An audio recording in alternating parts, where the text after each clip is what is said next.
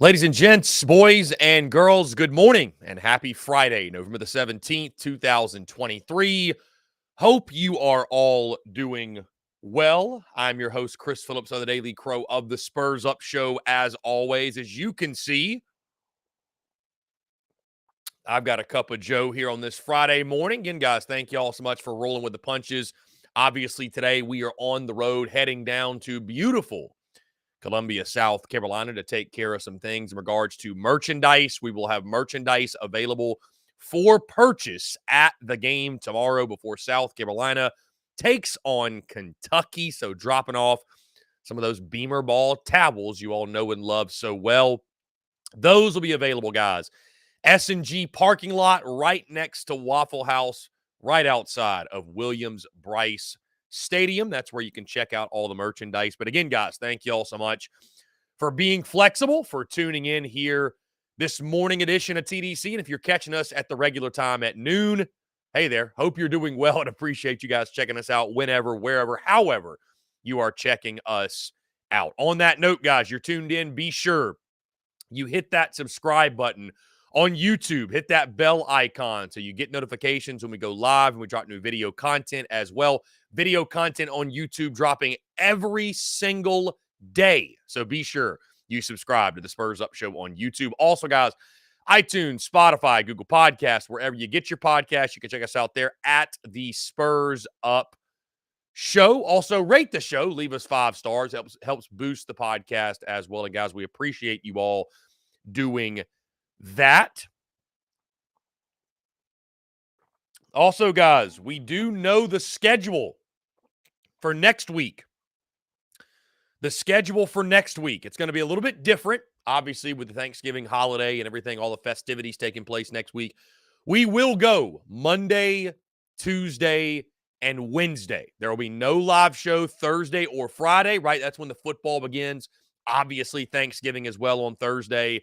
But there's going to be tons of football. We'll be watching all the SEC football from the Egg Bowl on Thursday, Missouri and Arkansas on Friday, and then, of course, all of the rivalry games on Saturday, guys. It is going to be jam-packed, tons of fun. We'll be locked in on that. But Monday, Tuesday, Wednesday is when we will go live next week during rivalry week, which means my predictions will all be out by Wednesday afternoon. So we're going to bump things up a little bit, kind of move some things around, and really looking forward to that. Really excited. It's just, I know I keep saying it, but it's just crazy to think that next week's the last week of the regular season of college football, man. It's like after that, if your team doesn't make a bowl game, you're done, right? To the transfer portal you go, to recruiting you go. No other games to look forward to. Although, good news is this. We've got SEC football to talk about. We've got SEC football to look forward to. And maybe I'll give you guys a little bit more later in the show on the SEC side of things, SEC Unfiltered, all that good stuff. John Edward. No, so Jake Crane will not be coming on the show today, guys, unfortunately, because we moved things around during this 9 to 11 time slot. Jake and the Crane and Company guys are having Aaron Murray on their college football pregame show for tomorrow. So, I somewhat asked him last minute, and those guys have things to do, and those guys have things going on. So you're just getting a full dose of me. So this is going to be a very open-ended show, guys. There are topics, obviously, as you see in the title, that I do want to discuss and I do want to get into. And then, obviously, the last hour or so of the show, we will take your questions, your comments, and your voicemails at 843-790-3377. But still, guys, a jam-packed show. Want to talk some Jim Harbaugh in Michigan. Want to talk a little bit SEC football. We can also, of course, touch on the game tomorrow night, Gamecocks in Kentucky. What else? Atlanta just made a bad trade, somebody says in the comments. Anything and everything in between, guys, you guys want to discuss and talk about and what have you. So either way, guys, appreciate you all tuning in. Thank you all so much for the continued love and support. And really excited for tomorrow, this weekend. A lot of great college football on the show. Also, guys, of course, how could I forget one of the things we'll be discussing today and talking on is South Carolina women's basketball just continues to roll. I mean, guys, if you're Clemson, I don't even know why you bother. Like, I just don't know why you even bother playing the game. South Carolina scoring 100 points for the third straight game, winning that game by 69 points. Nice. Just a good old-fashioned butt whooping. That's all it really was. Just a good old-fashioned butt whooping. Again, guys, we will talk about that and much more later in the show as well. But we'll kick things off, guys, with this Jim Harbaugh stuff and Michigan. And in case you missed it, Jim Harbaugh has officially accepted his 3-game suspension from the Big Ten. You might recall, guys, last week, everybody's awaiting word before the Penn State game, right? What's going to happen with Jim Harbaugh? Is he going to get the suspension? Is he going to coach? They're filing a restraining order against the Big Ten. Just pure madness, right? Pure madness. They fought that. It was not successful last week. Did not matter. Michigan disposed of Penn State on the road, as we saw. Yesterday, the University of Michigan made a statement, quote, "This morning, the university, Coach Harbaugh, and the Big Ten resolved their pending litigation. The conference agreed to close its investigation, and the university and Coach Harbaugh agreed to accept the 3-game suspension.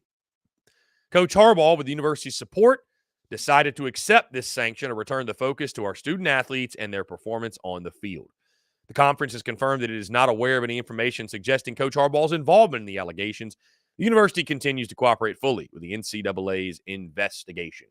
Hashtag Go Blue." What's crazy about that is, so he's not guilty. He's not proven guilty to a fault. This is kind of like when you review a play, right? You review a play in football, and the call on the field stands. It's not confirmed. There's not enough there to confirm the call, overturn the call. The call on the field stands. And I think this is a situation, guys, where it's like Jim Harbaugh would rather just go ahead and get this over with. You know what I mean? Like, whatever. My team has to play without me for 2 more games. One of those games is against Maryland, who Michigan is going to spank Maryland this weekend. He'll also be out for the Ohio State game next weekend. That's a little bit bigger deal, obviously. We'll see how they fare without him. But, I mean, guys, he gets to coach all week long.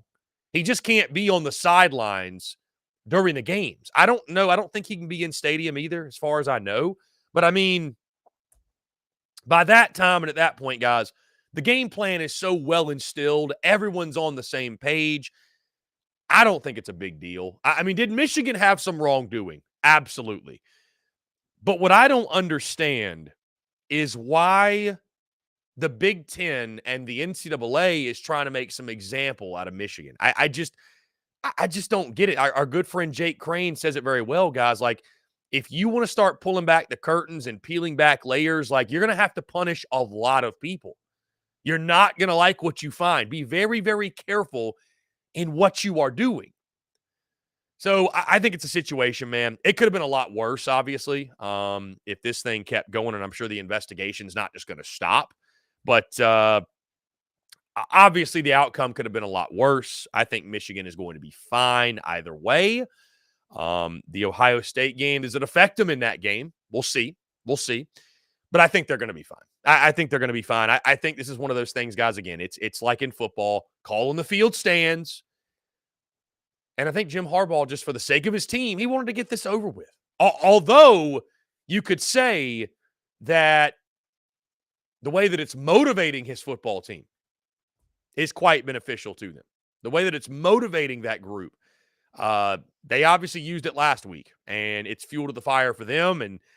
But it just, you know, I don't know. I just, it's weird to punish someone guilty till proven innocent, right? Is that not, or excuse me, innocent until proven guilty? It feels like it's guilty till proven innocent, but is it not innocent until proven guilty? I mean, I'm not saying Michigan's squeaky clean in this situation, guys, but the investigation, the punishment, it just feels really foolish. It feels like a joke. It feels silly. Again, especially, it's almost like he's getting a punishment to save face. Like they have no real hard, tangible proof of wrongdoing, at least that we know of. Now, they've come to Michigan with some things. But, I mean, if it's as bad as people are making it out to be, why is he only getting 3 games? I don't know. It feels like a save face. Well, we have to do something. We have to do something. And if you're Harbaugh, it's just like, let me just get it over with. It's fine. I'll just get it over with. No big deal. We got Maryland this weekend. We're going to kill them anyways. My staff will be ready for Ohio State. No matter. No big deal. What happens when Michigan wins the national championship? I mean, are they not going to be like the biggest villains ever? And if you're Michigan, I say embrace it. I always feel like, guys, if people want to make you out to be the villain, you're going to exert much less energy embracing the role than you are if you try to fight it at every turn. Just embrace it, man. Who gives a damn? And I think they're doing that. The Michigan against the world stuff, right? They're doing that. I think they're absolutely doing that. I respect the hell out of it. If I'm Michigan, I'm playing the villain. I'm playing the Joker in this role. I'm playing the villain here. I love the way they've handled it. I mean, again, I think Jim Harbaugh saying, screw it, let's just get it over with. My team's going to handle business. They're going to kick ass. And again, he gets to coach all week. So, like, what is the punishment? He gets to prepare his football team. From there, it's just you have an assistant coach you trust, execute the game plan, don't mess anything up. We're good enough to beat everybody. That includes Ohio State. So the Jim Harbaugh stuff, really interesting. I don't know the point. I don't really know the point that the NCAA and the Big Ten is trying to make. I don't know the point they're trying to make. And, I don't know. I think it's all really silly looking at it from afar, man. Unless there's something they can pin on Jim Harbaugh that is like hard facts. And I know the Connor Stallion stuff, it looked bad. There's things that looked really bad. But what they're sitting here saying in the 3-game suspension is, conference confirmed it's not aware of any information suggests Coach Harbaugh's involvement in the allegations. Then why is he getting punished? Why is he getting punished at this point? It almost feels like they're doing this because they know Jim Harbaugh's a guy that could dip out, go to the NFL, do whatever. Like, we better get him now. We better get him while he's still here. Better get him while he's still involved in the NCAA. I don't know, man. It's just like, this is another example of why we're moving towards these mega conferences, guys, and having a governing body over college football, having a president, whatever, a commissioner, better yet. Because the NCAA they have no clue, man. They have no clue. And you think about it too, guys, like to think about one governing body, the NCAA, trying to handle everything. Like, college football is such a monster, it needs its own commissioner. It needs its own structure. Like, you can't have one governing body over everything. Because nothing else exists without college football. College football is what brings in all the revenue, all the money, all the resources. So, like, why would you not have a separate thing to manage all of that? It just makes no sense. So, Jim Harbaugh accepting the 3-game suspension. I don't think at the end of the day it's really that big of a deal. It's a slap on the wrist for Michigan. It's a slap on the wrist. And, I mean, listen, innocent until proven guilty. I mean, they haven't found anything, I guess, necessarily that's all that bad. And the slap on the wrist that, okay, we had to do something. Hey, the call stands. The call stands. It's not overturned. It's not confirmed. It just stands. So, anyways, guys, appreciate you all tuning in. 843-790-3377. That's where you can call, text, be a part of the show. Would love to hear from you guys. What trade? I'm seeing people talk about the Atlanta Braves. What trade did the Braves make today? Let's see. Did they trade Soroka? Am I seeing that correctly?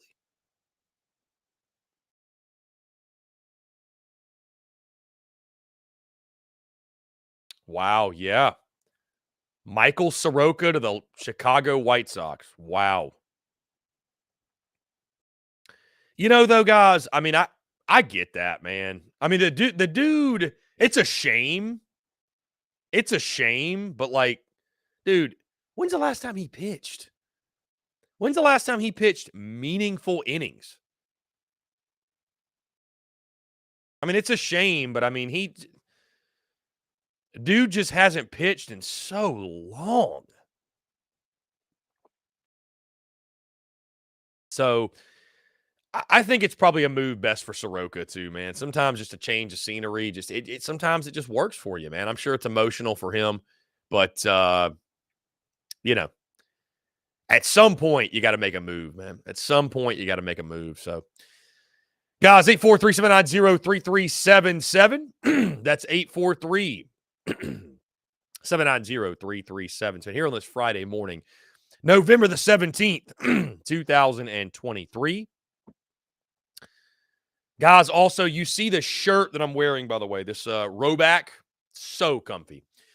We have partnered with our friends over at Rowback for holiday savings, 20% off your entire purchase. Guys, we posted the link on social media yesterday. If you click that link, guys. So we've partnered with Rowback for a while. You go to rowback.com. You create a new account. You use the promo code Spurs Up. Excuse me. And you get 20% off your entire purchase. Now, you don't even need to create a new account. Now until November the 27th, we've got a special link, a special URL that you click that link, takes you to the site. You don't need to create a new account, guys. You're going to get 20% off your entire purchase, which, you know, that Rowback stuff, it's not cheap. So 20% off is significant on that site. But guys, the quality is incredible. I mean, for all my golfers out there, this is insanely comfortable. You click our special link, you get 20% off. You obviously support the Spurs Up show in the process. Rowback.com/Spurs Up, or click the link that we have posted. That deal runs through November the 27th. November 27th is how long I should say that link will be active. So, guys, next 10 days or so, get your holiday shopping in now, right? Why not? Why not go ahead and get your holiday shopping in now? Great way to do it. Let's see. Travi, what's going on, my friend? Appreciate you all tuning in. Thank you so much. Thank you, Travi. Brian Alexander, is it true South Carolina can go to a bowl game with only 5 wins? If so, it doesn't mean much, at least one more game to watch. Brian, I have not heard that. I'm not exactly sure. I know there are situations where that comes into play, but I have not heard for certain that situation is a realistic one for South Carolina. I'm not 100% sure on that. Yeah, I do not know. So, you know, I will say, though, as much as it would suck, I mean, listen, from the Gamecock perspective and from the perspective of you want the program to improve selfishly, like you want to watch more football. Selfishly, you want to watch more football. I mean, you take a bowl game no matter what. You take a bowl game no matter what, right?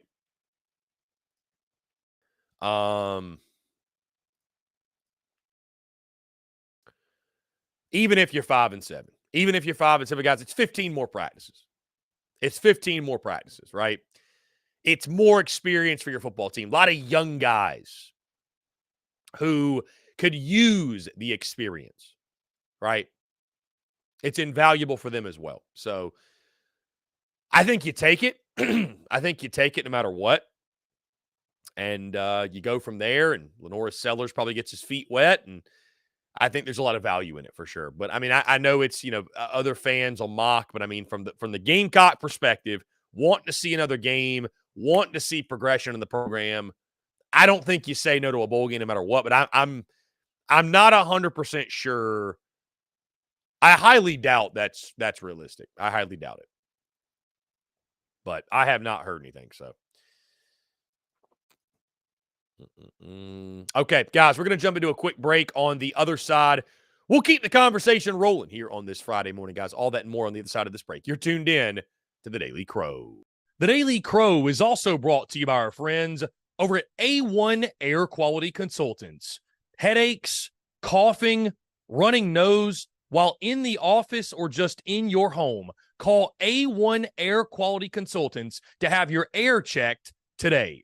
From Columbia to Asheville, Anderson to Charlotte, they are your breath of fresh air for all of your air quality needs. Be sure to give them a call or shoot them a text today at 864-619-2092. That's 864-619-2092. You can also contact them via email at a1airqualityconsultants@gmail.com. Be sure to check them out. We thank A1 Air Quality Consultants for their love and support of the Spurs Up Show, and tell them that Chris from the Spurs Up Show sent you.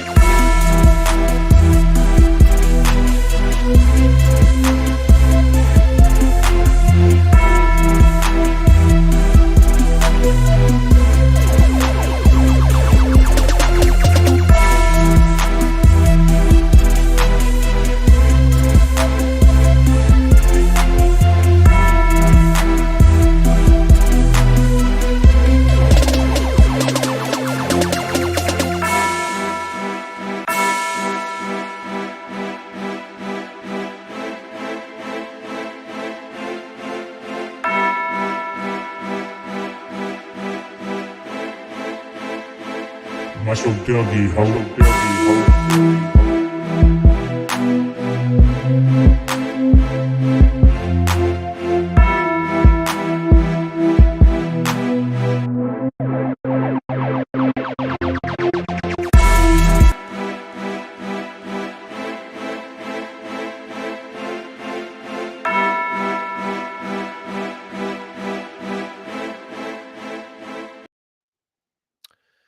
Ladies and gents, boys and girls, we are back here on this Friday, November the 17th, 2023. Appreciate each and every single one of you tuning in, guys. Appreciate you all being flexible with your schedules. Obviously, this is not our normal noon to 2 time slot. Because of some things we're taking care of this afternoon, we moved the show up. And again, guys, I appreciate you all waking up with us this morning, grabbing your coffee and getting after it, guys. TGIF. Maybe some of you are starting your Thanksgiving holiday early. I have no idea. Some of you might be on a long vacation. If you are, wherever you are, however you're consuming this, guys, thank you so much. I want to move into this, guys. And by the way, I missed this news somehow last night. And in case you guys missed it, let me inform you that Lane Kiffin has confirmed that Jackson Dart will be returning for the 2024 season. How about that? I mean, that's huge news, man. That is huge news. Ole Miss, probably a preseason top 10 team. What Lane Kiffin has built in Oxford is impressive, to say the least. And getting your quarterback back, obviously, is huge. It's huge. So, yeah, it's incredible. So, anyways, guys, 843-790-3377. If you want to be part of the show, you can call that number, text that number. We'll take your voicemails later in the show. We'll take your questions, your comments. Guys, in case you missed it, no Jake Crane today because the morning slot, unfortunately, not unfortunately. I mean, I'm excited for Jake and them. They have Aaron Murray on their show today for their college football preview show that I'm sure will drop either later today or early tomorrow morning. So they're busy, tied up with that. In the meantime, you get me, and then we'll get into the daily mailbag, probably over an hour or so of taking questions, comments, and voicemails. That being said, though, who's got a better chance of pulling the upset tomorrow, right? We always love to talk which SEC team should be on upset alert going into this weekend.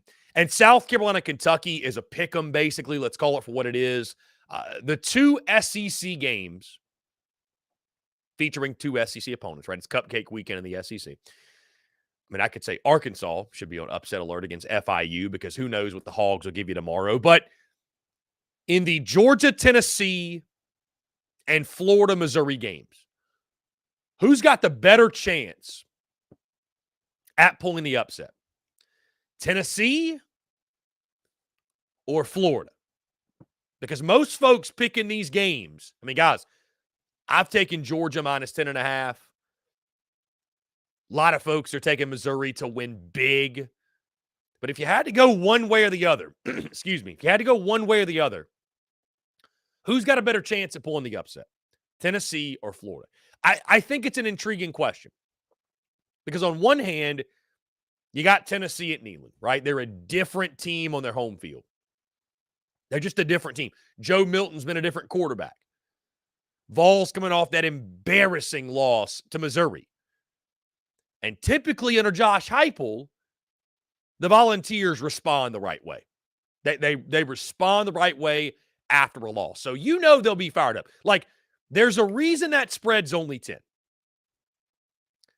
It feels like the Auburn game all over again, where it's like, God, it just makes too much sense. Like, Georgia's so much better than this team they're playing.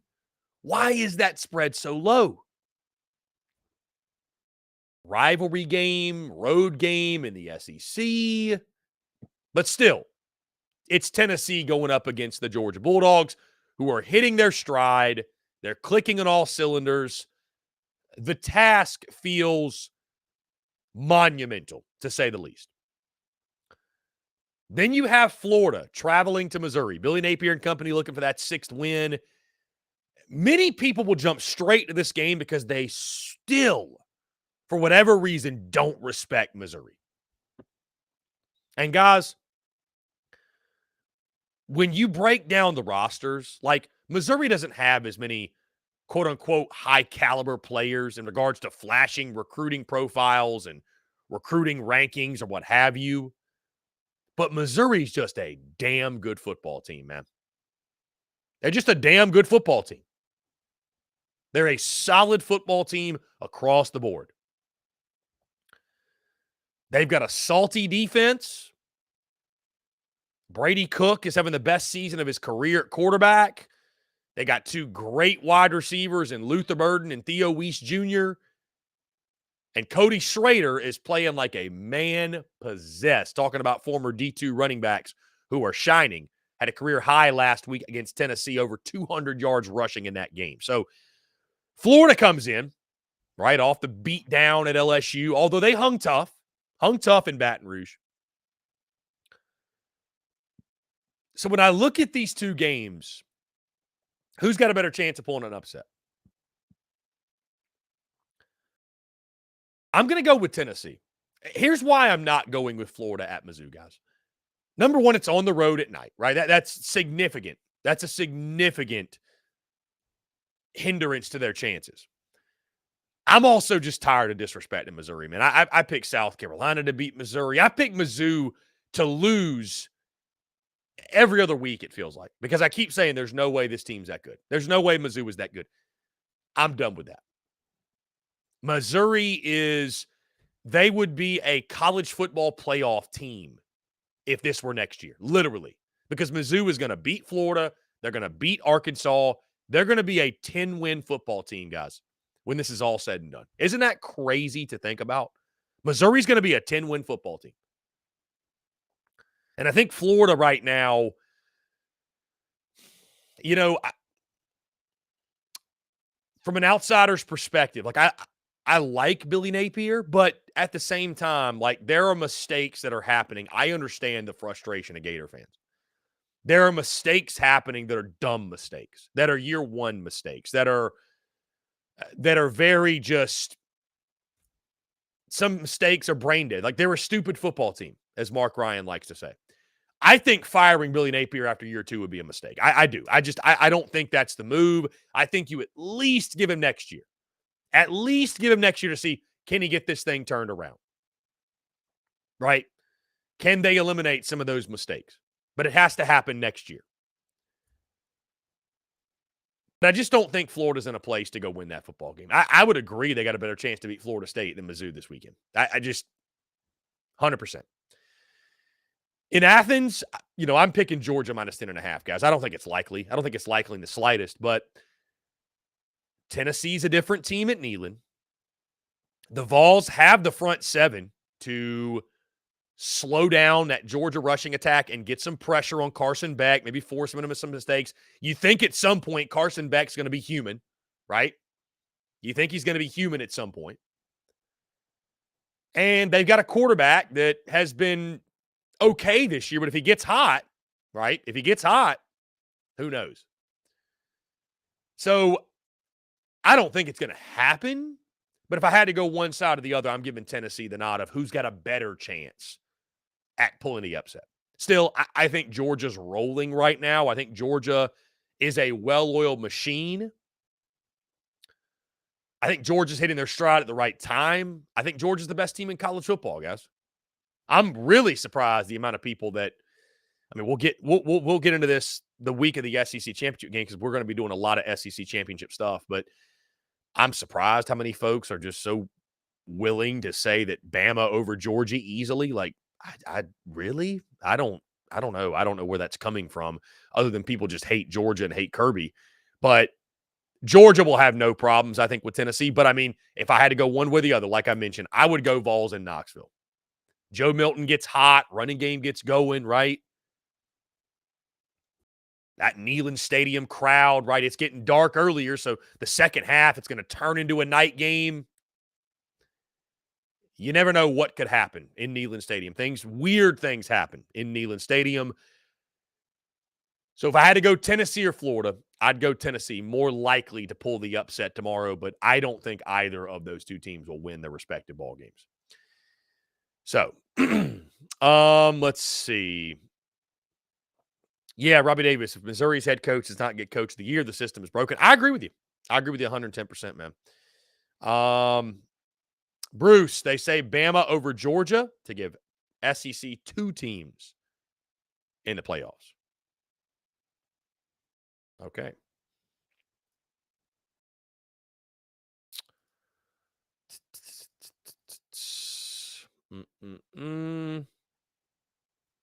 Okay. Guys, we're going to jump into another break on the other side. We'll talk a little bit of Gamecocks women's basketball. How about that? We'll just discuss what took place last night. And is South Carolina better than they were last year? without Aaliyah Boston. You could argue.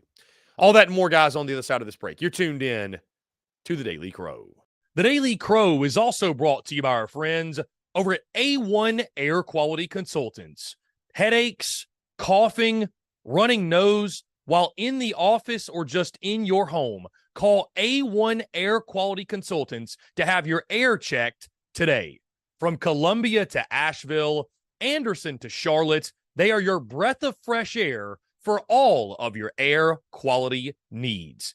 Be sure to give them a call or shoot them a text today at 864-619-2092.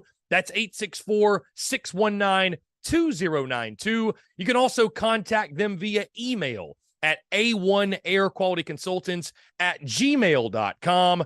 Be sure to check them out. We thank A1 Air Quality Consultants for their love and support of the Spurs Up Show, and tell them that Chris from the Spurs Up Show sent ya.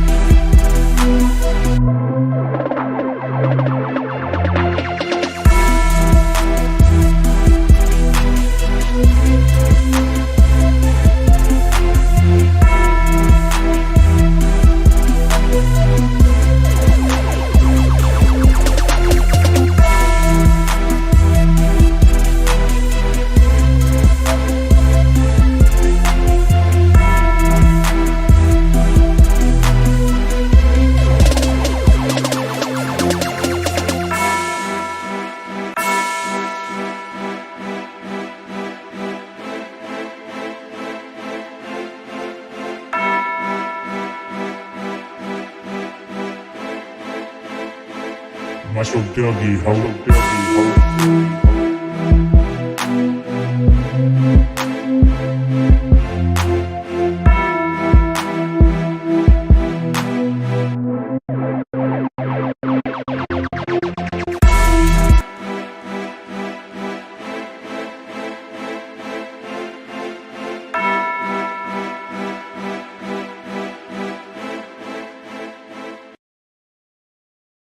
Ladies and gents, boys and girls, we are back here on this Friday, November the 17th, 2023. Appreciate each and every single one of you who have woken up and operating the morning show with us. Many of you have actually voiced you prefer a morning show over the noon to two. Guys, I'm always open-minded. Of course, you've seen this season, right? We've made changes and all kinds of changes, and I've apologized actually for the amount of changes we've made throughout the season because it's been somewhat chaotic at times. But I'm always open-minded to it. I love the noon to two slot. I think it works well for people's schedules. We don't get, admittedly, guys, just looking at the numbers, like we don't get quite the audience. I think a lot of that is because we've established the show in that noon to 2 time slot or noon to 3 or what have you. But it's always fun. It's nice to be able to be flexible and move the show around and do it at different times. And I always look forward to that. So again, guys, appreciate you all tuning in. Does Dawn Staley not just have a better team than last year? Is this her best team ever? Is that disrespectful to ask? Because this team, obviously, to be her best team ever, has to win a national championship, right?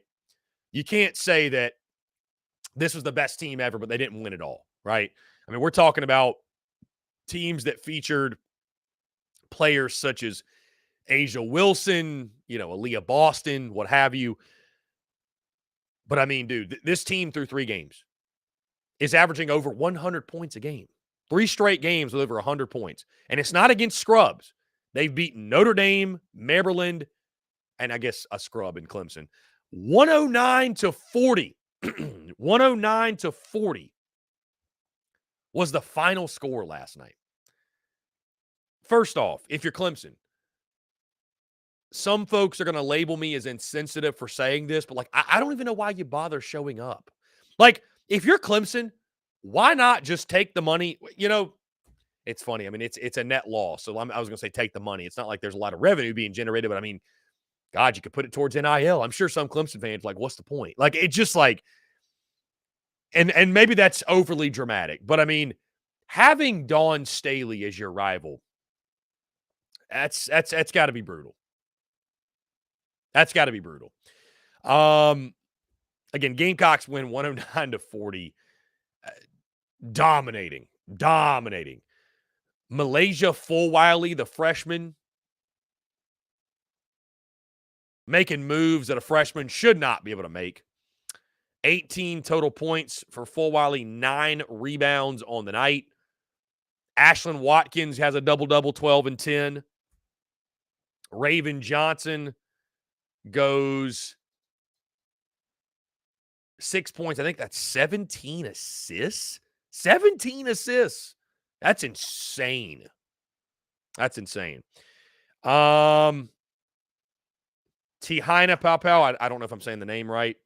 Tahina, 14 points on the night. Cardoso had 15. Chloe Kitts had 12. Just this team, last year you won with defense, physicality. I mean, dude, this year you're just an offensive juggernaut. You're an offensive juggernaut. And dude, Fulwiley's crazy, man. The moves that Fulwiley makes are crazy. So, I'm not saying they're going to go undefeated. I don't think you need to. You don't need to go undefeated. I mean, guys, I could argue that a loss is actually good for you at times. I mean, it just is. I mean, you remember the season that South Carolina was it? It wasn't last year, was it? What was the season they were undefeated? Was it last year? Either way, it almost feels like it's this distraction of sorts where it's sometimes it's good to be humbled. Sometimes it's good to, you learn more from defeat than you do victory, believe it or not.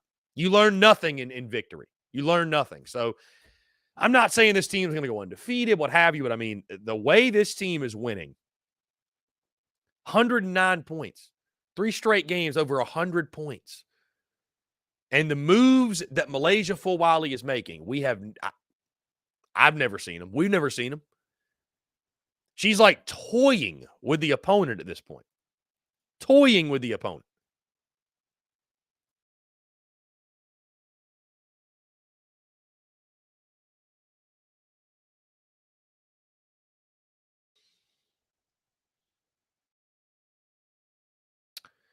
Anyways, guys, Dawn Staley's team crushing. Absolutely crushing. So, absolutely crushing. Guys, I'd love to hear your thoughts on it. 843-790-3377. That's 843-790-3377. Let's see. Austin Gregory says, Full Wiley is special. No doubt. No doubt. Austin, I love your icon, by the way. Is it the football that's like in the place of the microphone? I like that. That's awesome. I like that. Very cool logo. Bruce says, I think the Lady Gamecocks are really good. May slip up an SEC play. Can't count on perfect three-point shooting every game. Eventually shots won't go in, but got a good chance to win it all. I mean, I would say that, wouldn't you agree, Bruce, that the expectation, again, for Dawn Staley's program is national championship, right? Like, the goal is to win the national title. Like, I mean, and I think they've got the team. I mean, you jump from number 6 to number 1 in like a week. So they've obviously, excuse me, they've obviously got the team to do it. They've obviously got the team to do it. Travi, I know we still have a lot of football still, but who is your college football playoff teams right now? My playoff right now, I would go Georgia for sure is in there. Georgia for sure. And these are in no particular order, by the way. Georgia, Florida State, Oregon, and Michigan. Those are my 4 right now. If I had to pick right now, those are my 4. Which I think, honestly, man, I think that playoff would be awesome. I do, because it's nice to have representation from every conference. It's nice to have representation. Like you've got Georgia. What about Washington, Travis? Good point. Good point. Washington could get in. Washington could get in. Good point. Good point. Travi, will they, admittedly, I maybe this is a silly question. Will they play each other in the championship game? Will they play each other?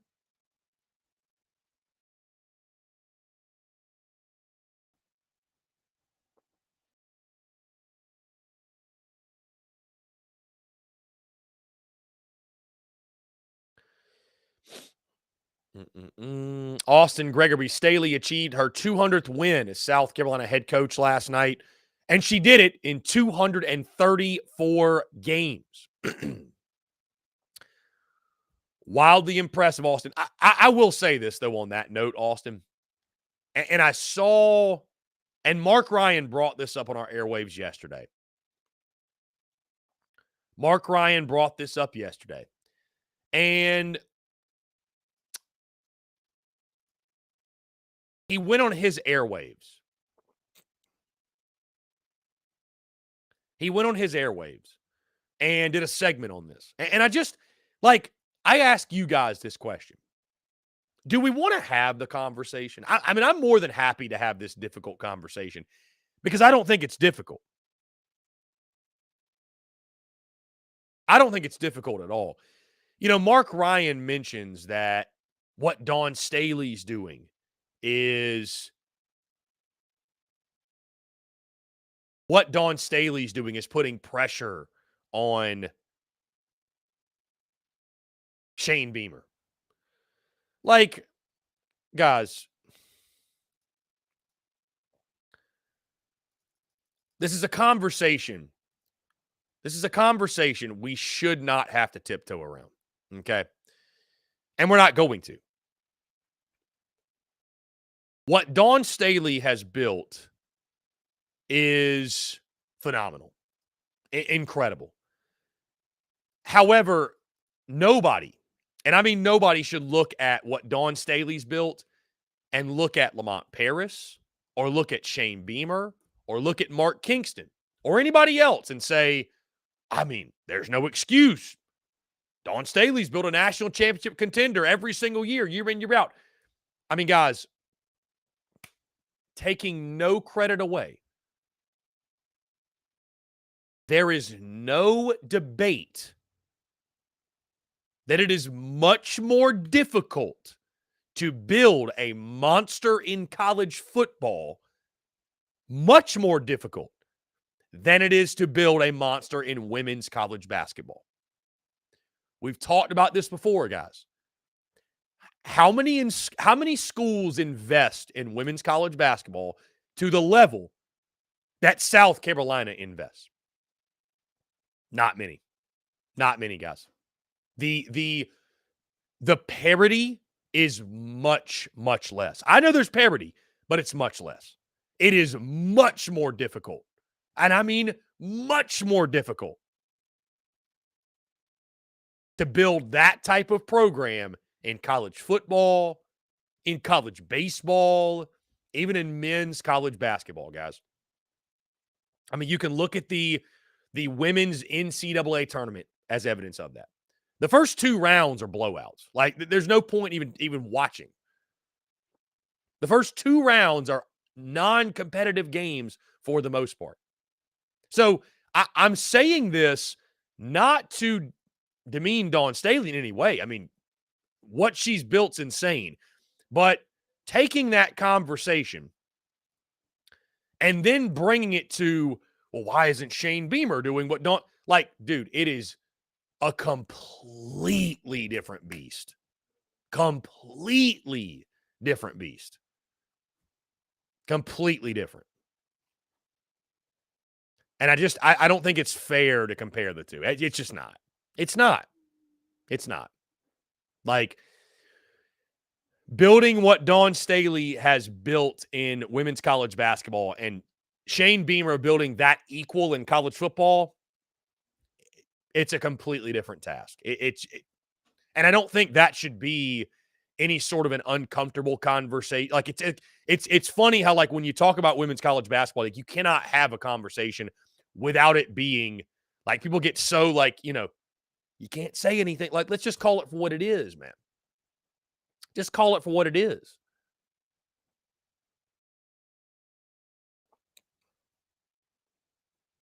I don't think it should put any pressure on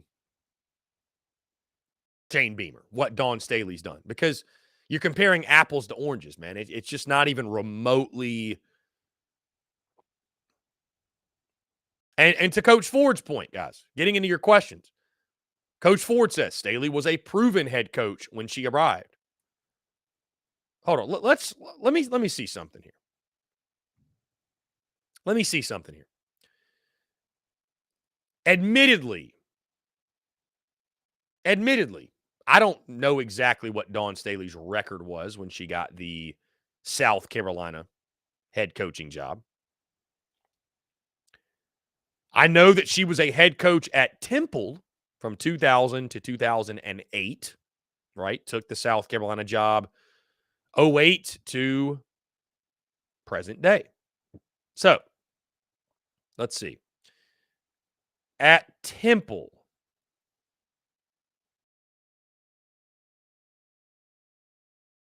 $172 and $80, 6 NCAA appearances and 4 A-10 titles. So she was definitely like an up-and-comer. She had success. She wasn't a Shane Beamer, never coached before, to your point. But I mean, she had never won a national title. She wasn't Pat Summitt. You know what I mean? Like, so, they gave someone an opportunity and Staley ran with it, man. Staley ran with it. So, Austin Gregory says Staley's applying pressure, but that's a good thing. Saban put pressure on Bama's other sports, and now they're at the top of the SEC in basketball. Smart put pressure on his athletic department, and Georgia fired the baseball coach. I mean, again, Austin Gregory, I hear what you're saying. Do we feel like Dawn Staley puts pressure on all the other sports? Admittedly, Austin, I think maybe Staley puts pressure on Lamont Paris, but Staley puts no pressure on any other sport that isn't already there. Like whether women's basketball was good or not, Shane Beamer has pressure. Whether women's basketball was good or not, like Mark Kingston has pressure because baseball has always been the crown jewel at South Carolina. Like, That's always, but for the longest time, that's the thing you've been able to hang your hat on, right? That's like Gamecock fans' pride and joy. And so that's going to have pressure no matter what. I don't think it takes any external pressure. So I don't think it's going to take any external pressure. Coach Ford said, BS, Chris. There are far fewer girls with the basketball talent that we need than football players. Dawn is just getting them here. Again, Coach Ford, if you think that if you want to equate building a program in women's college basketball to building a monster in college football, God bless you. God bless you, man. I just, it's not. I know it's not. It's not the same thing, man. It's just not even remotely the same thing. Just not even remotely the same thing. Rattler for Heisman in all caps. Do you know anything on Juice Wells? Juice Wells ain't playing, man. He ain't playing. He's not. He's out this weekend. Unless South Carolina puts together a big NIL package, I don't expect to see Juice Wells back in Garnet and Black. And I know that I was told that somebody said last night that, man, it's not completely ruled out that Juice Wells could play in the Clemson game. Dude, I don't believe anything that I hear on Juice Wells. I just don't. So I say he's out until Shane Beamer says he's 100% playing. He's out. Juice Wells is out, man. So Juice Wells is out.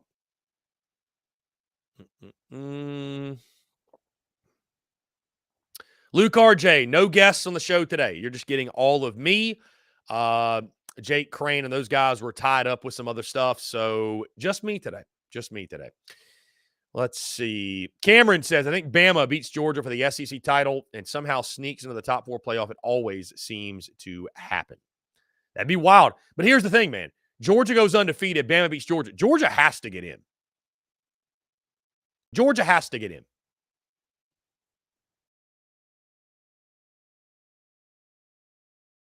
I didn't realize that. So Austin Gregory just pointed out. Well, so Austin Gregory. Clemson did post a final post. They just didn't post a score.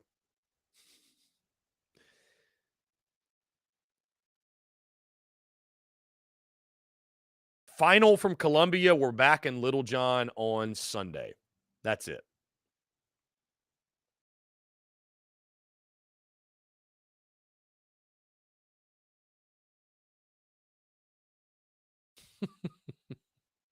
Didn't post a score, though.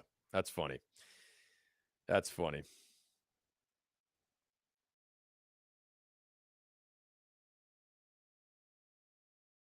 Guys, we're going to get into your voicemails very shortly after our next break. Clemson Women's Basketball just said final from Columbia. They did not post a score, though. They did not post a score. Pimp on a blimp. Wells is milking an IL and driving around in Bentleys. I don't know, man. I mean, Bruce says, used to be Crown Jewel. We struggle to make College World Series now. South Carolina, Bruce, to your point, needs to get back to Omaha. You're right. You're right. You're absolutely right, man. You're absolutely right. Bruce, no pressure. Other sports are getting worse. Bruce, I don't know how you can say that when South Carolina was they were just 2 games away from Omaha last year. Or excuse me, a game away. A game away from Omaha, right? Or no, I think Carolina went 2-Q in that series. 2-Q. Florida won that series in 2. No, yeah. I mean, I think baseball's on solid footing. I mean, we'll see what happens this year. They had a really good season last year, though. So give credit where credit's due. Men's basketball's off to a 3-0 start. They're favored in their game tonight. They play tonight against DePaul. South Carolina could start 4-0. So, I mean, is it as bad? I mean, Bruce, here's why Bruce says that, though. When football's bad, everything's bad. When football's bad, everything's bad. That's football is king. Football's king. So if football's winning and football's at an elite level, everything is gravy. That's the fact, dude. That's just the fact. Austin Gregory, does a win against Clemson and bowl win discount the 2-6 start? 7-6 is very close to preseason expectations, no matter how we get there. Austin, it can't discount it completely. It can't do it. I mean, Austin, this is exactly, you may hate him, but this is exactly what Mark Ryan was talking about. You can't move the goalposts because you won your last 4 games in a row. It'll be, you commend the job done at the end of the season to get to 6 wins, but the season is far from a success. I mean, it just doesn't erase what happened the first 8 games. It can't. It can't erase that, man. It can't erase what happened the first 8 games. So, I mean, Austin, we're going to feel a lot better for sure. We're going to feel a lot better than otherwise if you finish 5-7 or what have you. But I mean, it can't just discount those first 8.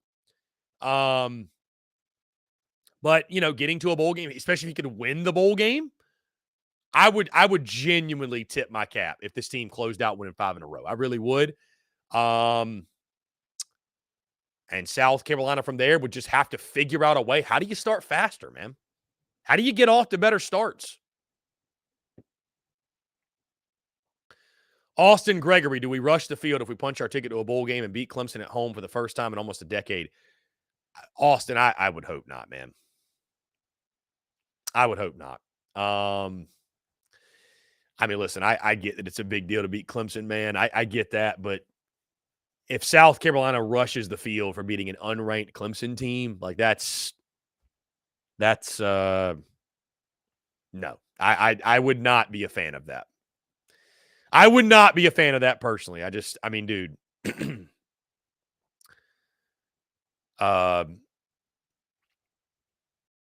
Beating Clemson's awesome. Punching the ticket to a bowl game is awesome, but you don't rush the field for beating an unranked team. You don't do it.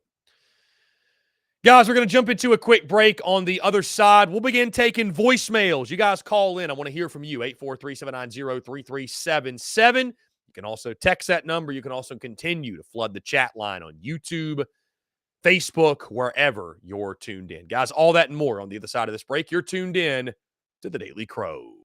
The Daily Crow is also brought to you by our friends over at A1 Air Quality Consultants.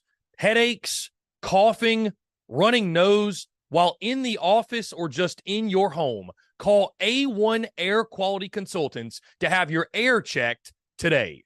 From Columbia to Asheville, Anderson to Charlotte, they are your breath of fresh air for all of your air quality needs. Be sure to give them a call or shoot them a text today at 864-619-2092. That's 864-619-2092. You can also contact them via email at a1airqualityconsultants@gmail.com.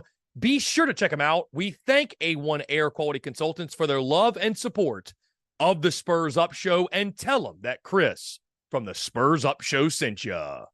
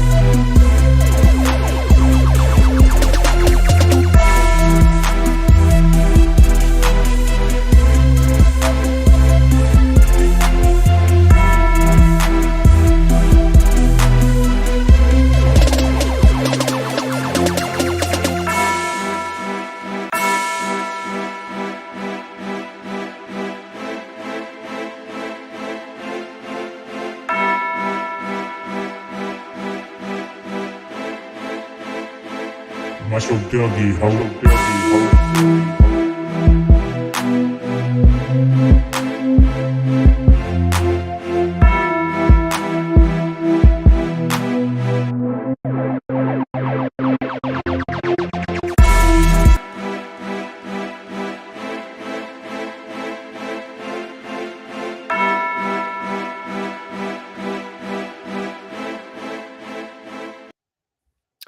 Ladies and gents, boys and girls, we are back here on this Friday, November the 17th, 2023. Appreciate each and every single one of you tuning in. We are taking your questions, your comments, and your voicemails now as we open it up. Guys, we got a voicemail here in the voicemail line. Let's go ahead and jump into this as we kick things off in what we'll call the daily mailbag segment. Hi, yeah.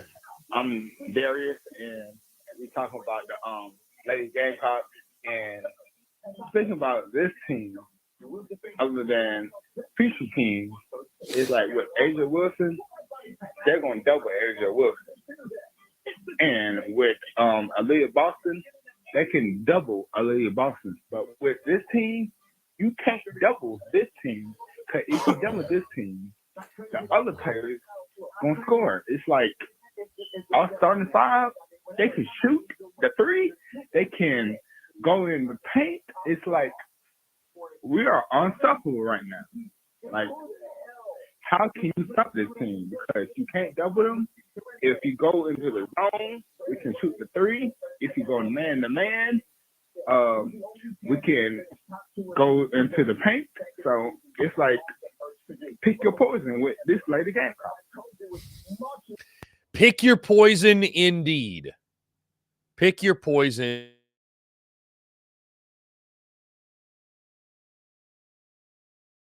You got to leave somebody open. It'll leave somebody open. So, back to your questions, Austin Gregory. South Carolina currently has 3 consecutive 100-point games. The record is 6.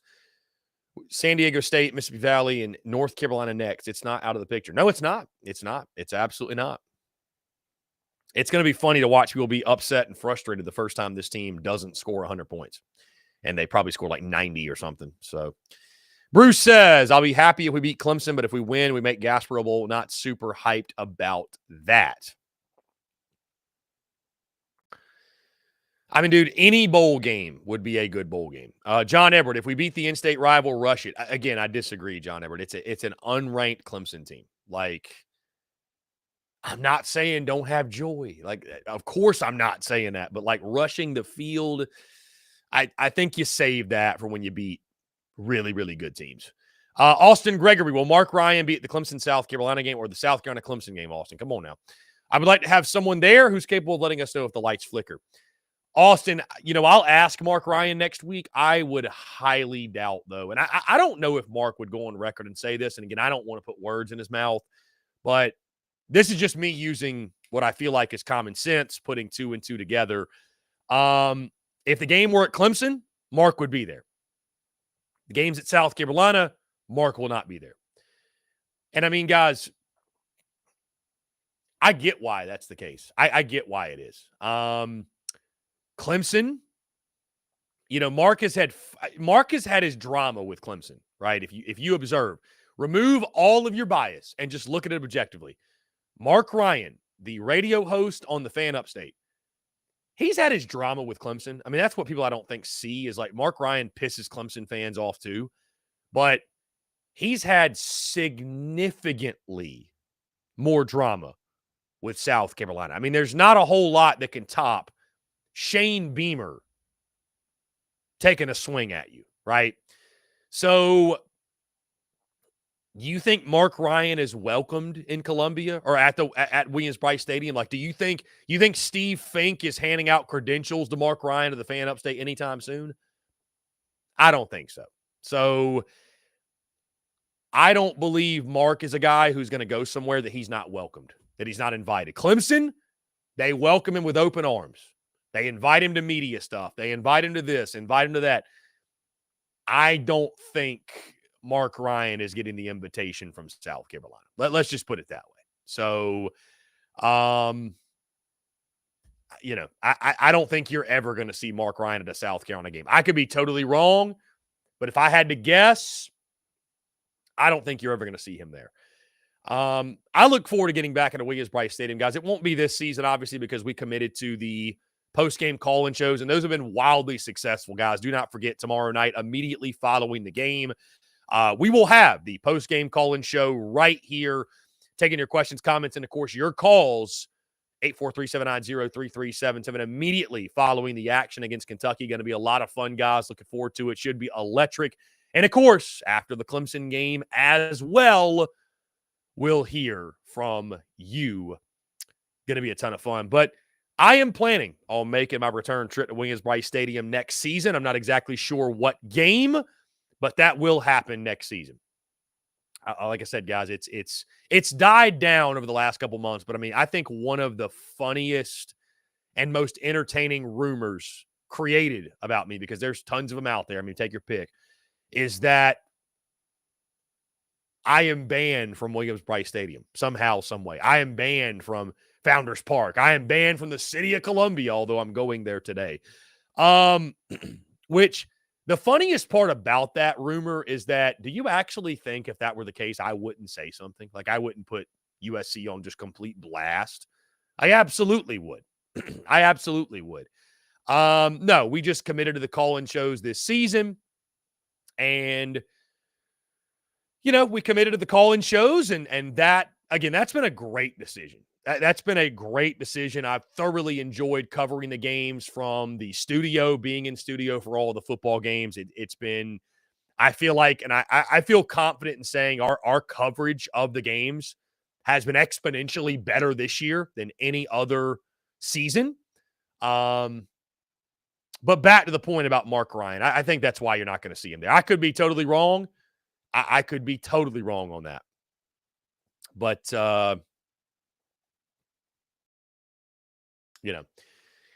we'll see. I'll ask him next week, but I highly doubt Mark Ryan will be there. So,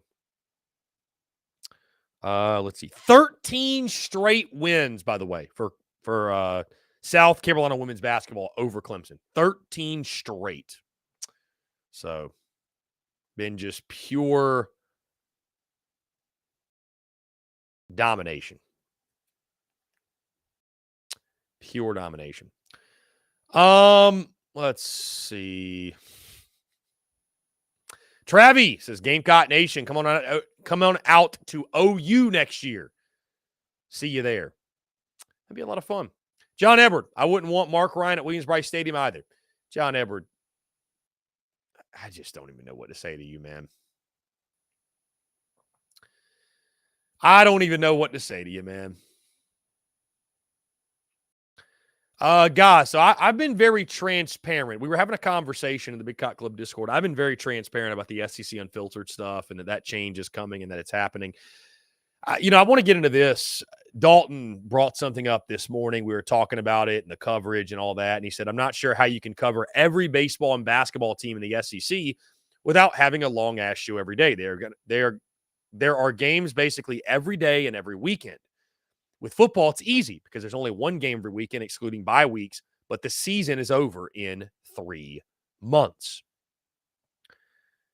And I don't know if Dalton's tuned in to TDC right now. Maybe he'll tune in later, not at all. But to that point, guys, a lot of folks have asked me, or a lot of folks wonder, and it used to feel very daunting to me, a daunting task of how are you going to cover every single team and every single game? And you guys have probably noticed, we have a lot of structure throughout the football season, but I've gone through an evolution. What I've learned over the last year or so even, and this has been multiple years, right? My continued growth as an entrepreneur, there's a difference in being busy and being productive, right? That's a great trap we can fall into as entrepreneurs is that, we feel like, okay, I'm busy, so I'm being productive. Not necessarily.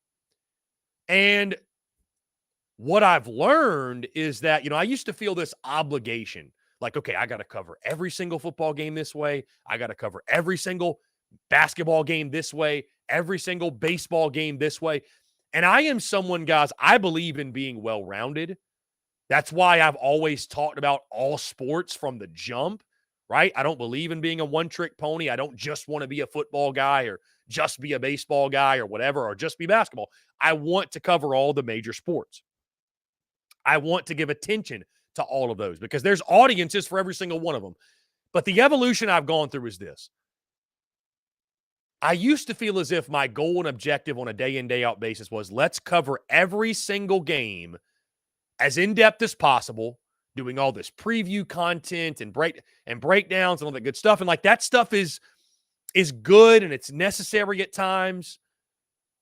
But my evolution has been more so, guys, that's not my goal and objective anymore. My goal and objective is to provide the most entertaining show and create the most entertaining and engaging content on a day in, day out basis. So to the point of what Dalton asks, how can you cover every single baseball game and basketball team in the SEC? Like, how could you do the entire SEC? Well, the simple answer is, guys, you don't. You don't. You talk about the top stories of that day, right? You look at other SEC entities out there, other SEC entities, other national entities, right? They don't cover every single game. In the SEC, I think it's more manageable, but you're not breaking down game by game by game. Like baseball, for example. You talk on Thursday, Friday about the weekend it is, right? You look at each series, but you're not breaking down game by game by game by game by game. It's impossible. You'll drive yourself crazy doing that. There's no way. You come out of an SEC weekend, whether it be basketball, baseball, what are the top takeaways? What are the top storylines?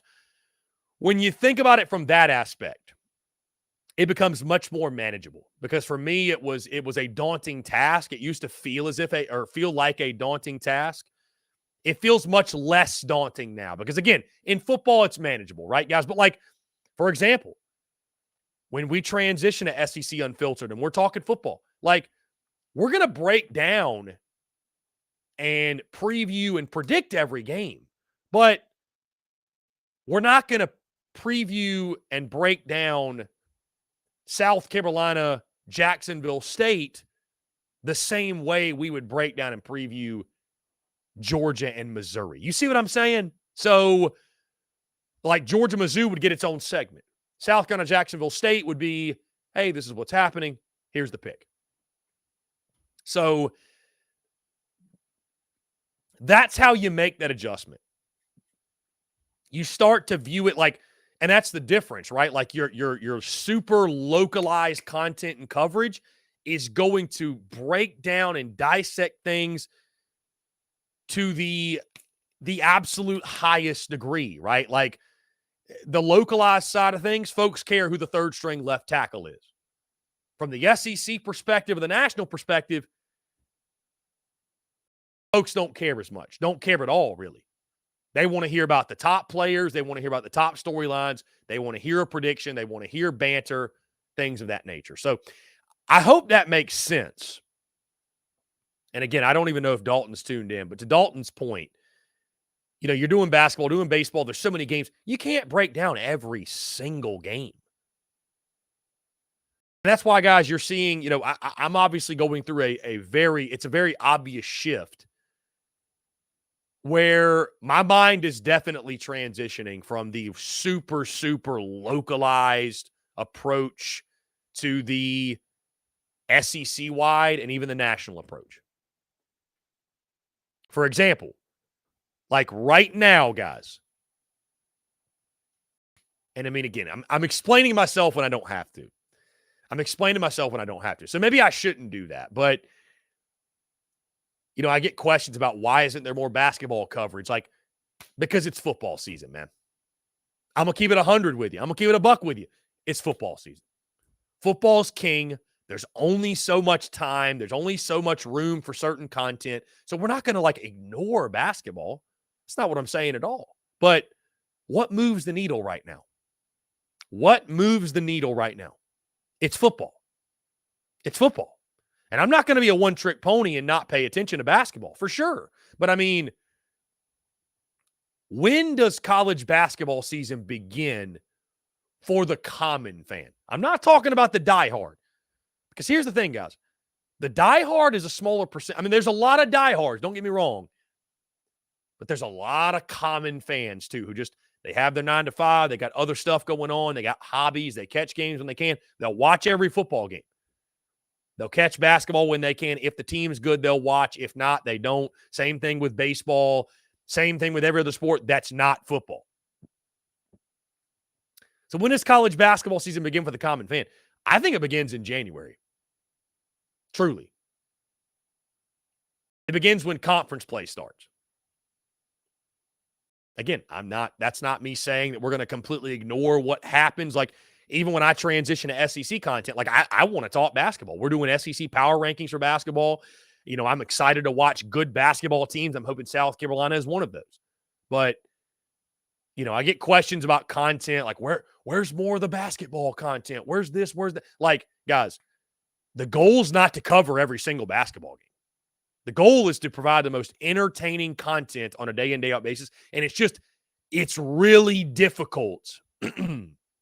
It's really difficult when you're in the heat of football season and football is king.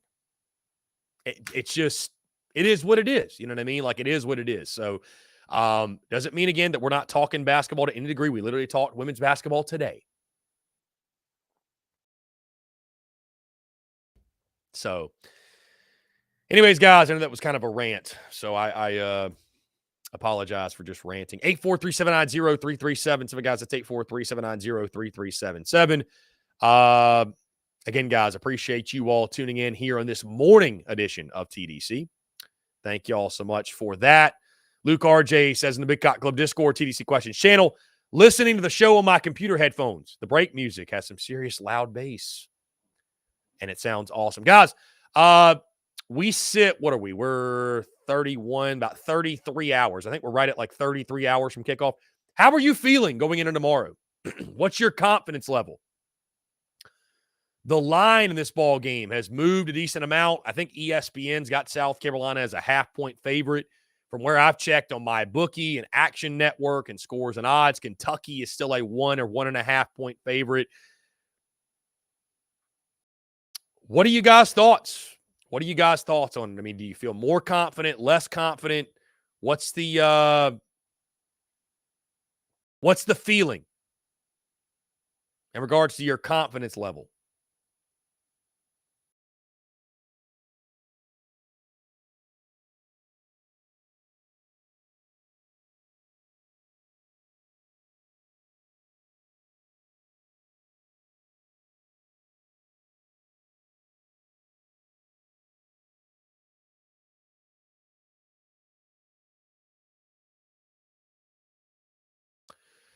Let's see.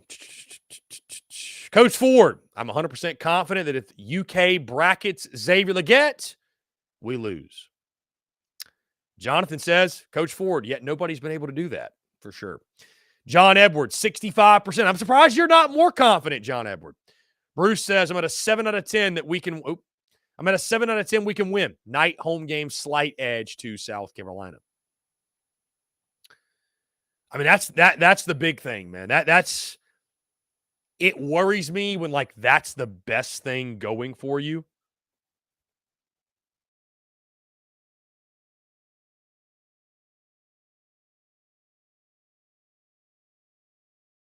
If that's the best thing going for you, then I'm worried about it. Guys, we may be getting Jake Crane on the show today. He just texted me. You still want me on for today? I don't know if he can do it now or not. I guess we'll see.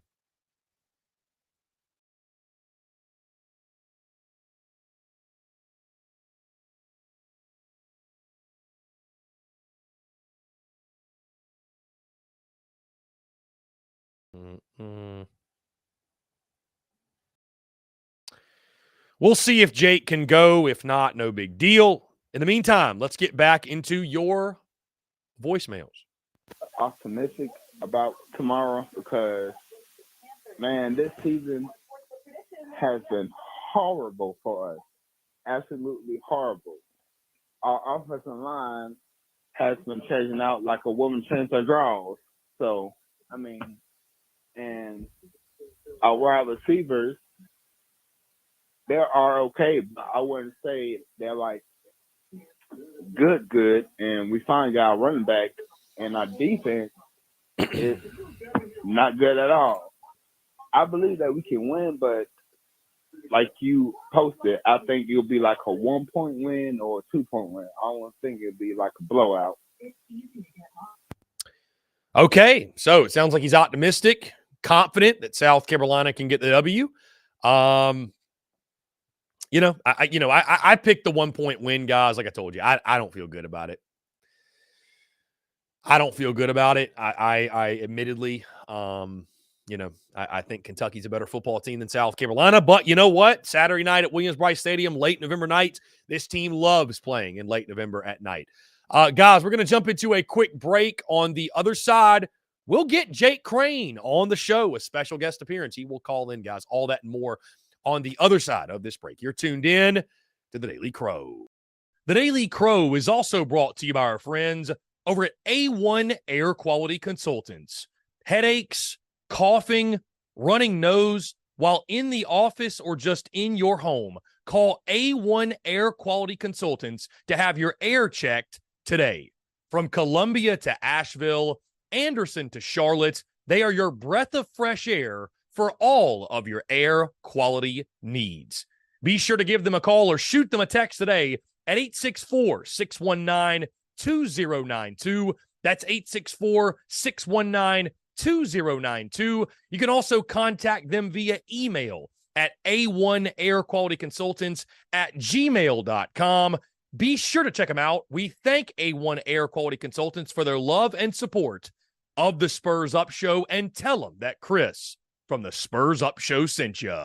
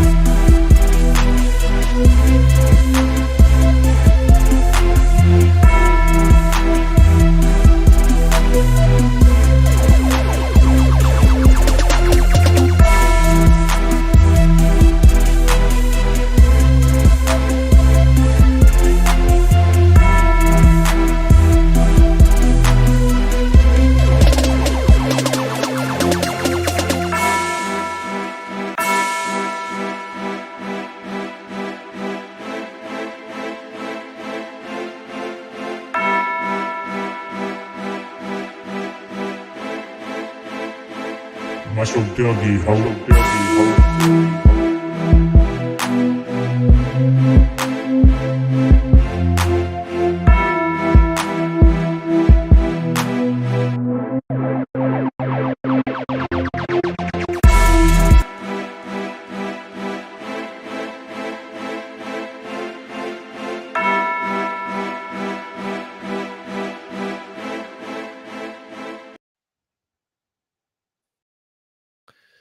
Ladies and gents, boys and girls, we are back here on this Friday, November the 17th, 2023. That being said, we are going to get Jake Crane in here on the airwaves. Very excited to chat with Jake. Let's see. Where is his? There it is. There's his card. All right, cool.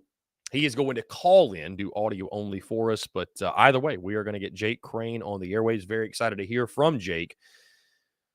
I'm just happy he's making the time. I did not think we were going to get a Jake Crane appearance. And with that being said, there he is. Call from the chosen one. to accept, press 1. The chosen one is on the line. Jake Crane of Crane and Company. Jake, what's going on, man? I appreciate you carving out some time in your busy schedule, man. Business is good. You guys are staying after it. I appreciate you. Oh man, same as you. Good to see good things happening to good people, man. Yeah, just got done with the show. Actually had John Edward Kruger call in this morning, so I thought I know he's probably in the chat hanging around somewhere.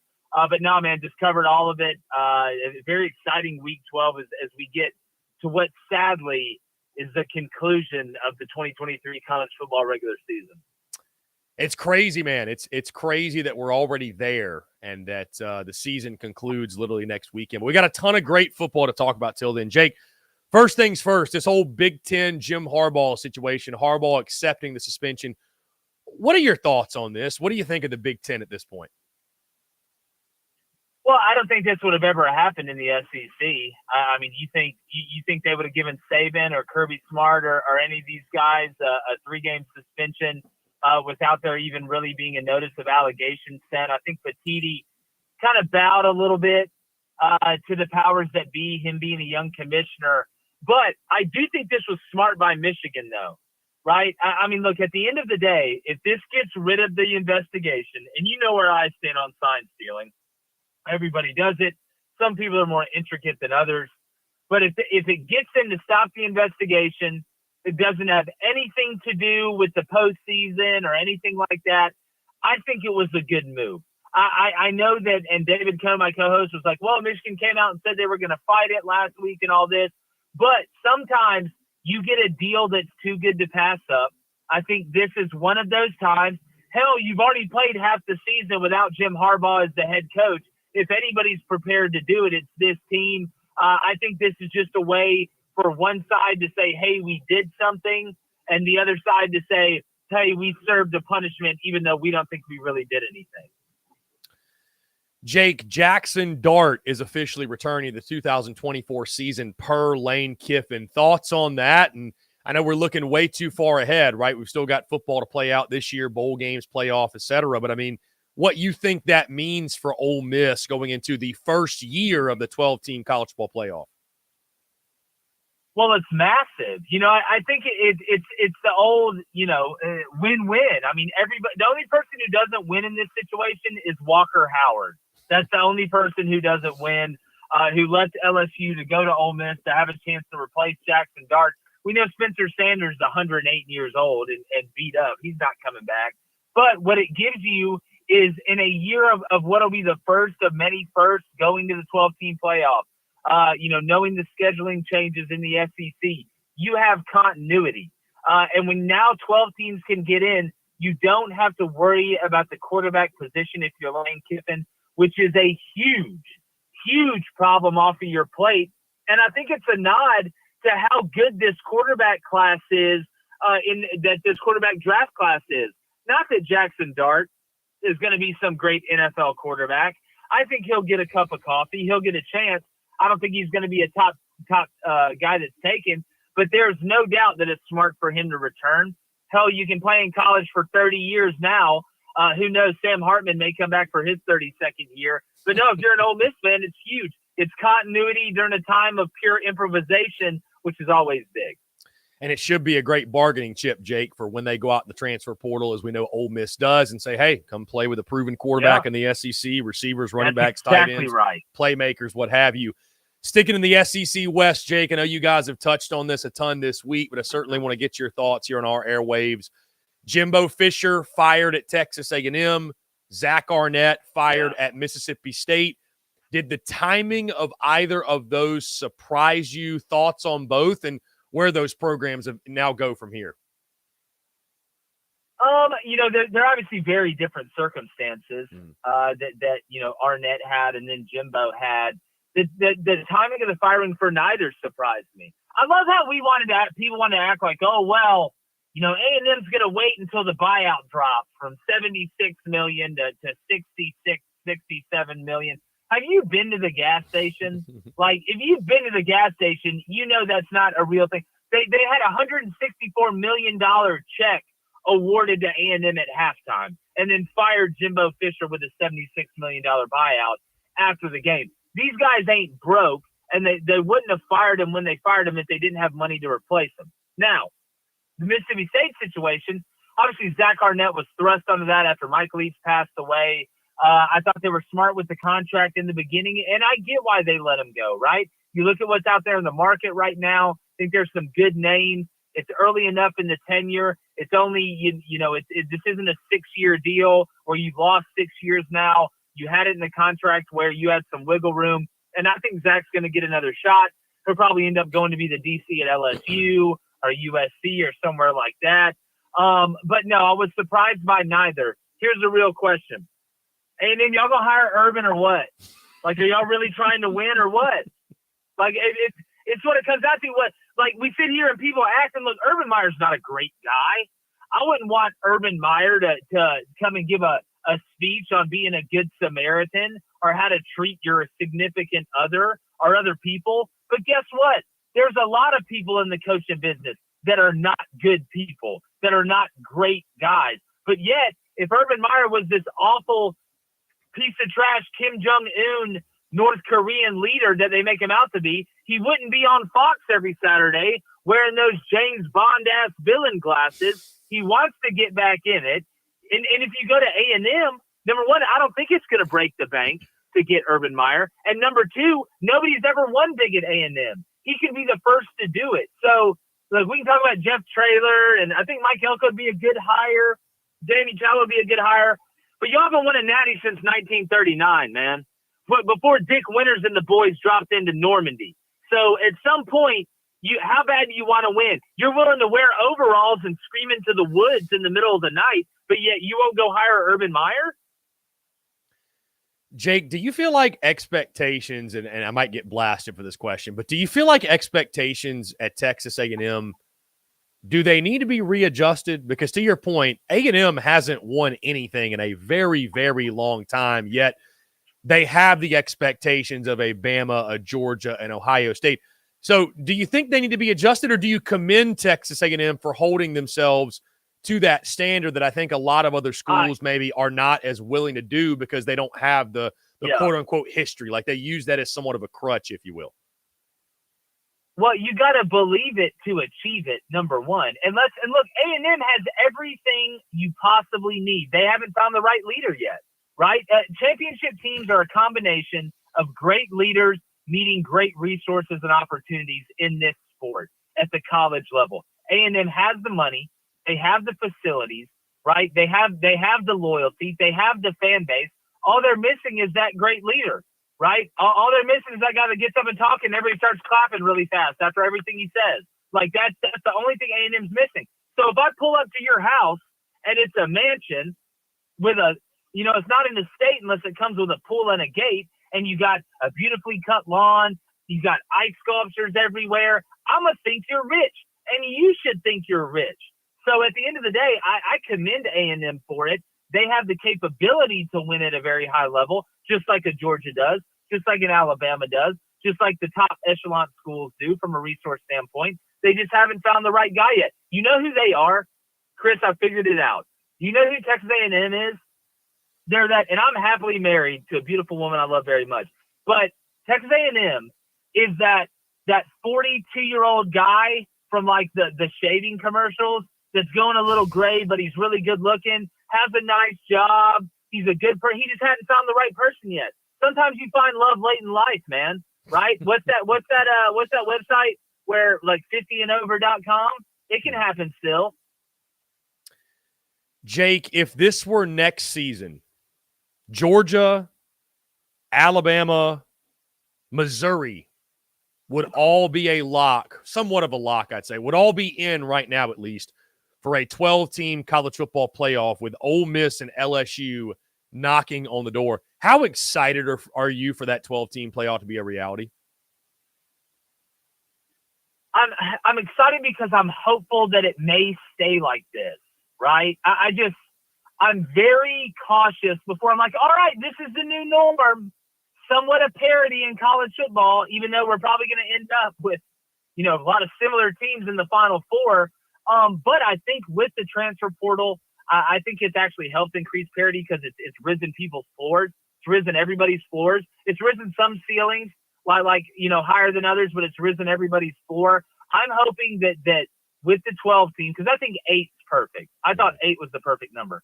But even with the 12-team playoff, I just hope that we continue to have the amount of parity this deep into the season going forward in the 12-team playoff, because with my luck, for the next 10 years, it'll just be absolutely vanilla ice cream.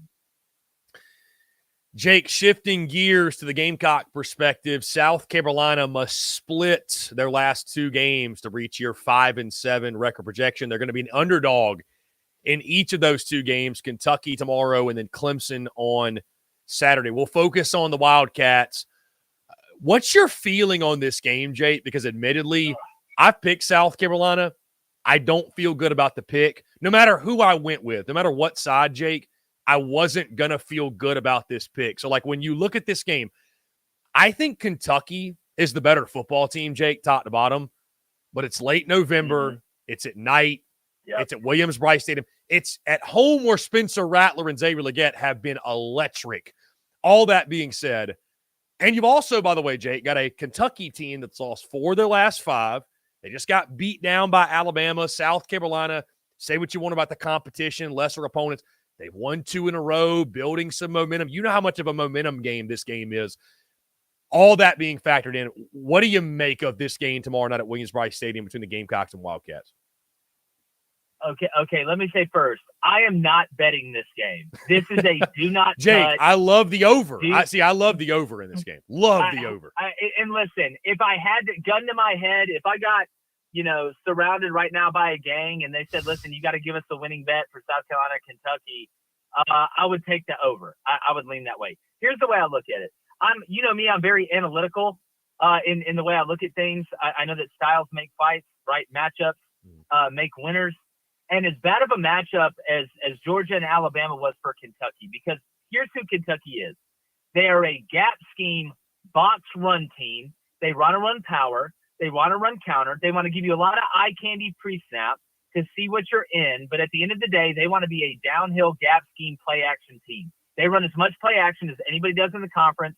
That's that Liam Cohen, Sean McVay, motion you to find out what you're in, then dissect you after it, but be downhill and use the play action off of it. Sean's one of the best in the world at it, and Liam's taking note from it. And that's not a good matchup for South Carolina. Against Georgia and Bama, they would love for you to run into the teeth of their defense. They're going to do exactly what they did to you, and we saw that twice. South Carolina's not good in the front 7. But if you're South Carolina, it's the swan song for Spencer Rattler. If you want to capture any momentum from this season and feel and be able to feel somewhat good about this year, you need to win these last 2 games. The most winnable of these next 2 games, I think, is Kentucky, because Clemson does remember last year. Not saying I would pick Clemson in the Clemson-South Carolina game, but I think they have a better chance than Kentucky does, because at some point South Carolina is going to freak out at home. And they typically do it, or they've shown to do it at the end of the year. I think Spencer Rattler has a big game. I think South Carolina finally has that game where they make a couple plays on special teams to create separation or keep them ahead. I think it's going to be nuts. The fans want momentum. They want something good to happen. I think South Carolina wins, but I wouldn't bet this with your money. It's going to be desperation, a frenzied environment for sure. Can Gamecock Nation push South Carolina through again? We shall see. Jake, who's got a better chance at pulling the upset tomorrow? Tennessee against Georgia or Florida at Mizzou? For what it's worth, I'm picking neither of those two. I love Georgia minus 10.5. This feels like the Auburn game all over again, though, where it's like it feels too easy. I don't trust Joe Milton. I just don't trust him. You go back, you look at the box score of the Missouri game, you're like, oh, well, Joe Milton really wasn't that bad. But then you watch the tape, he missed so many guys that were open on slant. In the intermediate pass game, he was erratic as I've ever seen him. Against this Georgia defense, they may not have Jalen Carter, but they're uber talented across the board, and they're getting better and healthier while winning. Nothing is more dangerous than a team that is developing while winning. That G stands for gravity. They've been incredible in the second half. Tennessee's got to be able to – they are a run team that is not very explosive on offense. I think Georgia continues their march toward Atlanta in what is going to be an epic showdown with Alabama once again. You mentioned Alabama. But Florida, I don't believe in Florida. Yeah. No, I'm out. So let me ask you this, because Josh Pate went on our good friend, our mutual friend Mark Ryan's airwaves, said that he thinks there's a path if Billy Napier loses these last two, and let's say they're in ugly fashion, there could be a move made in Gainesville. Like, do you think that'd be the right move? I just, how far do you really get, Jake, firing coaches after 2 seasons? Like, you want to go 3 after 3? I'll accept it. After 2, that's tough. That's tough. Well, I mean, could it happen? Yeah. I mean, aliens could land behind me right now and surround my car, but I don't think it's going to happen. And here's why. Number one, look, Billy, it's been a struggle. It has been, and Florida has very high expectations, and they should. But when you get in the business of firing coaches after 2 years, you're taking a big risk even at a place like Florida, right? That other coaches will look at that and say, well, man, I'm looking at that 2024 schedule. And if they fire Billy and I take it and I've got to rebuild it and I lose this recruiting class, even though it's leaking right now, we're going to be awful in 2024 and I'm going to be off to the same start. What Scott Strickland is going to do, they're not going to fire Billy Napier and have another coach come in year one, face that schedule in 2024. If they're going to fire Billy Napier, it's going to be halfway through next year if it's bad. Because you don't want that new coach to eat that 2024 schedule and get off to a bad start. You're really wasting your time. And you never know. Billy could turn it around. So could it happen? Yes. Will it happen? I would be shocked. Jake Crane at Crane & Company. Jake, last thing, and I'll get you out of here. Auburn beats down Arkansas last weekend. My question for you, though, Jake, is this. What would you do? Because obviously you're a former coach. What would you do if you walked in the locker room at halftime, your team's down 16 or 20 or whatever it was, and your team had Polar Express on the TV? What would your reaction be? My reaction is that would never happen because they'd be too scared. But I would lose my mind. I would lose my mind. Honestly, Chris, if you want to know what I'd really do, it would not be pretty. It would show that not only have I lost control of my team, I've lost control of the narrative. I've lost control of the seriousness of what we're doing and the amount of focus needed to be able to come back or even play well. I think Sam's done, but Chris, I would go in there and something would get broken. And to your point, Jake, on a serious note, I said after that I feel like there should be a rule somewhere that if that specific event takes place, if your team's watching Polar Express at halftime, you should be fired on the spot. Like that's the sign that it's over. It's over. I mean, yeah, that movie sucks anyway. I would watch it if in my free time. At least pick a better movie. Something. Cut on Gladiator at half or something. Yeah, like that. It's not like my kids are in the locker room waiting for me. Right, exactly. Jake Crane at Crane & Company. Jake, congratulations to you guys on the success. I know you had Aaron Murray on the show. When's that dropping? Later today, early tomorrow? What's dropping later today. Okay. Today. We did our live show this morning. You can still check that out. Talked a little bit of South Carolina.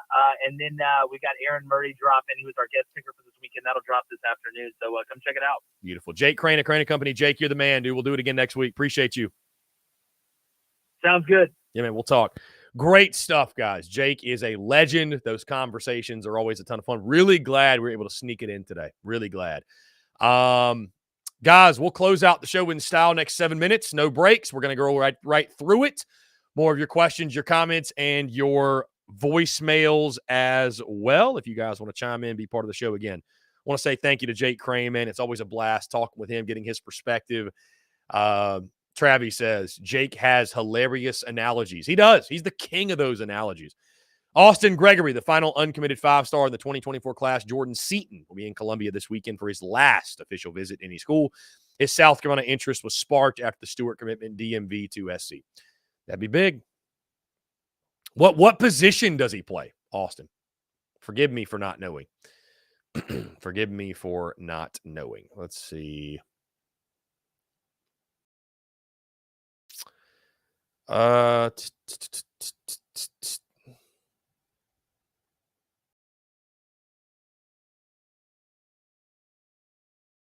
he's an O lineman. Okay, Austin Gregory. He's an O lineman. Very good. That'd be big. Yeah, that'd be huge. That'd be huge, man.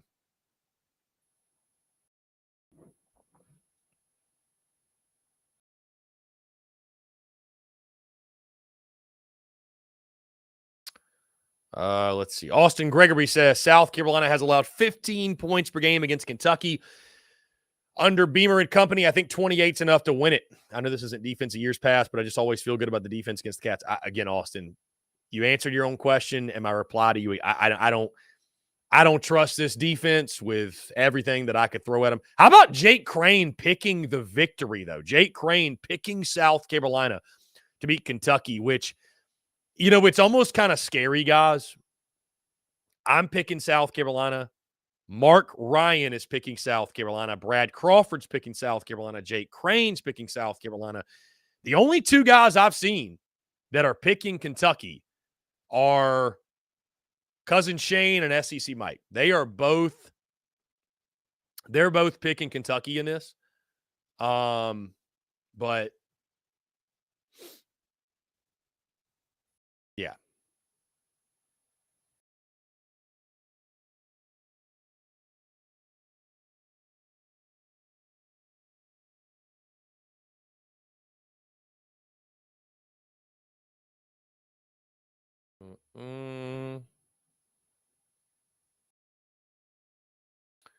Let's see. Yeah, I mean, I hope we're all right, man. I hope South Carolina's able to get that W.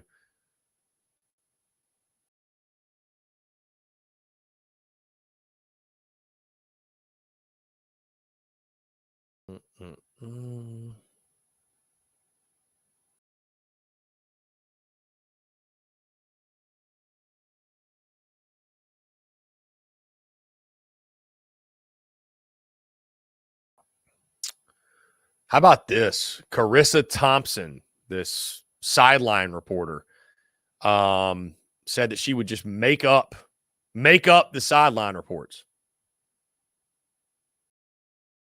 If she had nothing to report, she'd just make up the sideline report.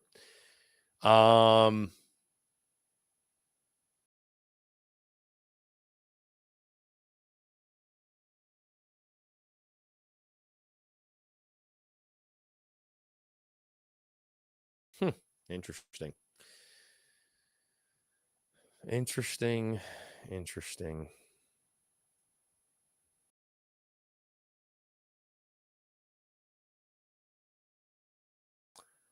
Bruce, wonder how serious of a look Beamer gives the strength and conditioning coach for all the injuries this year. Can't be a coincidence or bad luck, can it? I mean, Bruce, can it? I know our guy Luke RJ in the Discord, he's very passionate about this. Listen, it's football and injuries happen. Bruce, I think that's the thing. Like I've noticed over the years, I think that's one of those things that fans don't give enough credit to when they make the prediction or when they make their prediction for the season. Like you have to account for the fact that injuries are just going to happen. It's part of the game of football, man. It just every year you can count on 3 or 4 or 5 key players that are going to be nicked up, banged up, and you just hope it's not season ending. With that being said, when you have the amount of injuries that South Carolina has had, You don't even have to fire Luke Day, guys, but you got to at least evaluate it. You have to. You have to evaluate it. Everything in your program should be evaluated, especially if you miss a bowl game. Everything should be evaluated when you miss the mark on a season and you don't have the type of season you wanted to have. Okay, what are we not doing? What did we miss the mark on? Where do we need to make adjustments? Like, you'd be a bad coach and a bad leader if you didn't do that. Austin Gregory, I personally like the under in the Kentucky game, despite popular belief. I hear you, Austin. I don't believe in this defense for a second. I think this is a high-scoring game. I think both teams, good chance both get in the 30s. I mean, could it happen, Austin, to your point? I just think if it's a low-scoring game, like if South Carolina holds Kentucky to less than 20, they're going to win in blowout fashion because South Carolina is going to score points. The Gamecocks are going to score points. That being said, man, I'm fascinated about tomorrow night, what's going to happen, what's going to take place. Austin, I get what you're saying about year 1 and 2. The defense is this defense sucks. This defense sucks. So I'm just saying, man, this defense sucks. Kentucky does have weapons offensively. I'll be flat out stunned and astonished if Clayton White's group can hold Kentucky at bay. Guys, that being said, hey, we've hit 11. Hey, appreciate you all tuning in, guys. Thank you all so much for rolling with the punches, for being flexible in regards to when we change up times and stuff like that. Be sure you hit that subscribe button on YouTube, hit that bell icon so you get notifications when we go live. We drop new video content as well. Also, be sure to head over to iTunes, Spotify, Google Podcasts, wherever you get your podcasts. Check us out there at the Spurs Up Show. Subscribe there as well and leave us a 5-star review. And in the meantime, guys, stay tuned to social media for all the content bleeding out the eyeballs. And, of course, right here, the post-game call-in show will take place immediately following South Carolina's game against Kentucky. Guys, appreciate you all tuning in. Thank you all so much. I'll leave you with this. Go Cox, beat Kentucky, and we will talk to you all tomorrow night.